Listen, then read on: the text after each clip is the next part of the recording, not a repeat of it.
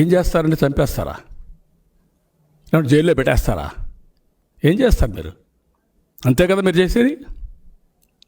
10 మందిని పెట్టారు, 100 మందిని పెట్టారు, అంతే కదా మీరు చేసింది. అదే కదా జరుగుతుంది రేపు.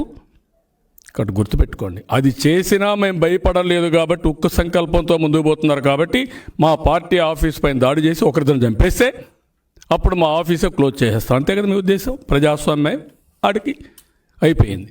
అదే కదా మీ ఉద్దేశం. నేను అడుగుతున్నా, అదే చెప్తున్నా. అంత ఈజీ కాదు.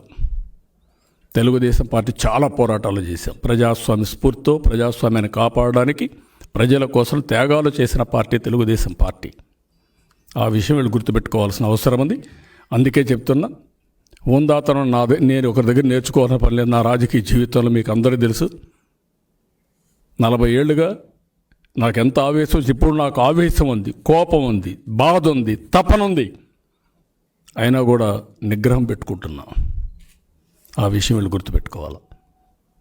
ఒక్క నిమిషం నాకు కూడా, ఒక్క సెకండ్ నా టెంపర్ లూజ్ చేసుకోవడానికి.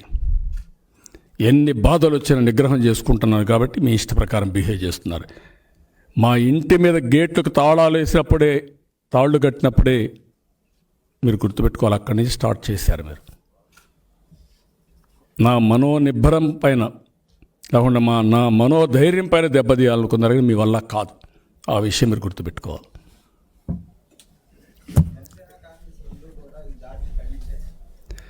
ప్రజాస్వామ్యవాదులందరూ ఖండించాలి. ప్రజాస్వామ్యాన్ని కోరుకునే పార్టీలందరూ కూడా సహకరించాలి. ప్రజాస్వామ్య హితులందరూ కూడా నా కోసరం కాదు ఇది. ఇప్పుడు బంద్ నేను ఎప్పుడు ఇచ్చేవాడిని కాదు, కానీ ఈరోజు బంద్ కూడా పిలిపించామంటే గుర్తుపెట్టుకోవాలి. ఎప్పుడు కూడా 356 అమలు చేయాలని కోరుకున్న పార్టీ కాదు. దీనికంటే లా అండ్ ఆర్డర్ ఫెయిల్యూర్ ఏముందో చెప్పమని అడుగుతున్నా గవర్నమెంట్స్ని. ఇంతవరకు వాడిన 356 దీనికంటే బలమైన కారణాలు ఉన్నాయని అడుగుతున్నా. నేను ఇప్పుడు సమాధానం చెప్పమంటున్నా. ఇది ప్రజాస్వామ్య పైన దాడి అవునా కాదా సమాధానం చెప్పాల్సిన అవసరం ఉంది. ప్రజాస్వామ్యవాదులందరూ కూడా ఆలోచించాల్సిన అవసరం ఉంది. That is where I'm asking.